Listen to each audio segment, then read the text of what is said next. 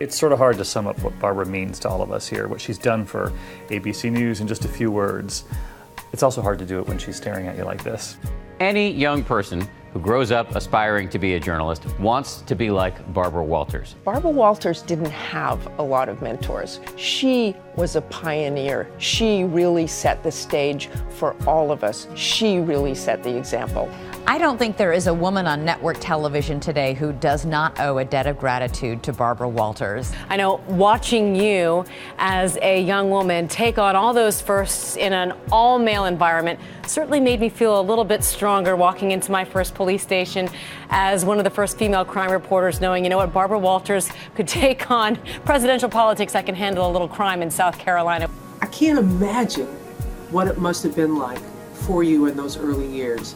And because you did what you did, how you did it, with such professionalism, wit, grace, you made it possible for all of us. You know, I have 3 daughters. One of them is 20 years old, and she is thinking about getting into journalism, and I honestly believe that if it wasn't for you, that would not be very possible for her. I look around the business today, I look at my colleagues, many of them greats themselves, who happen to be female, and I think to myself, they owe an enormous amount to you, and so do I. When I got started in this business, there were very few Latinos in network news, but there was Barbara Walters, already shattering all kinds of gender barriers and glass ceilings. And little did she know that she was inspiring this kid from San Antonio, Texas. As a young Latino, she also paved the way for me because through her reporting, she gave voice to so many minorities all across this country. She's a pioneer because she was one of the first news people of any gender to really know how to ask a question, to listen to the answer, and offer a human, not typical news person response. We work hard around here in the investigative unit, but I always point to Barbara Walters as somebody who sets the standard. I know I'm going to sound cheesy, but thank you for being such a trailblazer and for being such a great influence and someone I can hopefully emulate. For all those who interview people on television, to say you've been influenced by Barbara Walters is like saying you've been influenced by the alphabet. She asks the absolutely best questions, and by doing so, brings something out of her subjects that you never would have expected. She brings to every story the curiosity, the enthusiasm, the competitive drive of a cub reporter. I love that. You should be an inspiration to any journalist that's had the chance to work in this building.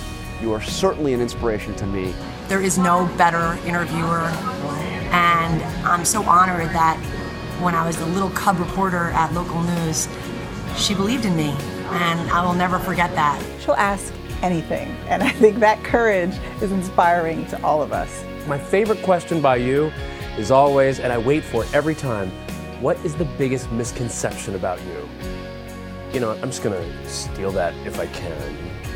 You were authentic before image makers knew what to call it, but best of all, you're what women fondly call a girl's girl, a woman we can all admire.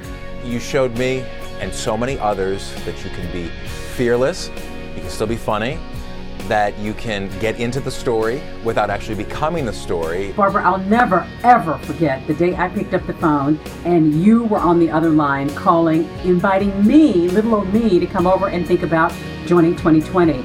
It has been the dream of a lifetime. One of the great highlights of my career and lasting memories will always be going to Damascus with Barbara to interview President Bashar al-Assad. That week was watching a master at work and a lot of fun. So I know everyone is always saying there is no one like Barbara Walters, but it is true. For instance, we are co-anchoring the royal wedding. True story. She would come in after working hours and hours through the night, looking perfect, completely fresh, ready to go on the air. I was washing my hair with the staff teapot out in the parking lot. I was coming in after sleeping on the closet on the floor because I couldn't get ready in time. And sitting next to this woman who did it all and did it all perfectly. And by the way, I think she could have done it again. When I was in New York for meetings earlier this year and I was seated at a table with Barbara, she couldn't attend. Well, I walked away. I didn't tell anyone at the time, but I walked away with this. Barbara, your name tag. I hope you don't mind. On a personal level, she was always charming and funny and unfailingly kind to me. I will miss her enormously. You've been a member of our family for decades, so now that you're retiring, can you come over for dinner Sunday night? What? You heard what? Barbara is retiring? You believe that? The word is Barbara's retiring. I've been in newsrooms too long to believe that. I'll see you in the next big one, Barbara. Thank you, Barbara. You're the ultimate game changer. You're news royalty, and it's been an honor to work with you. Barbara, I just wanted to say congratulations on such an amazing career. You are an inspiration for all of us, and Barbara, we are going to miss you. Thank you for everything you've done. And we're going to miss her a lot, but we know she's not going far. Thank you for everything. Thank you, Barbara Walters. Thank you. Thank you. We love you. Thank you. Thank you. Just thank you. Congratulations, Ms. Walters. Well done.